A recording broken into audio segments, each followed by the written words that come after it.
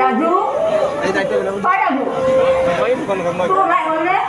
ককাই পাবহি এতিয়া সন্ধান কৰ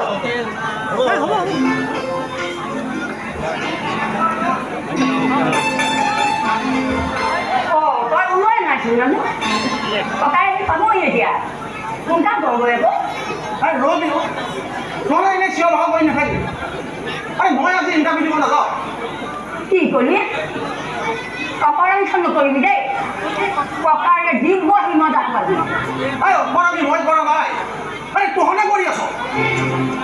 দাদাৰ কথা মতে আজি 3টা বছৰে ইণ্টাৰভিউ নামত দৌৰি ফুৰিছোঁ লাভ কি হৈছে লাভ কি হৈছে ভগৱানে এদিন চকু মিলি চাব নহয় ৰাজু ভাবা দাদাই ট্ৰাক চলাই পোৱা টকাখিনিৰে আজি 3টা বছৰে মোৰ ইনকাম নামত যিমানখিনি টকা খৰচ কৰিলে আৰু সেইখিনি যদি জমা কৰি গ'লো দাদাই এখন নতুন গাড়ী কিনিব পাৰিলে হয় কিনিম কিয় নিকিনিম লোকৰ গাড়ী আৰু কিমান চলাম আৰে নিজৰ গাড়ী চলোৱাৰ আমেজটোৱে বেলেগ হ'ব প্ৰথমে তই চাকৰি এটা পাই ল আৰু কেইবামানৰ দৰমহা গোট খোৱালেই আমি এখন নতুন গাড়ী কিনিব পাৰিম দাদা তোৰ কাগজ পত্ৰবোৰ ঠিক কৰি লওঁ হে বোলা সি বোলা ইণ্টাৰভিউ দিবলৈ নাযায় তই পাগল হৈছ নেকি এইবোৰ কথা নকবি দাদা মই গাড়ী মালিকৰ পৰা 2000 টকা এডভান্স লৈ আহিছোঁ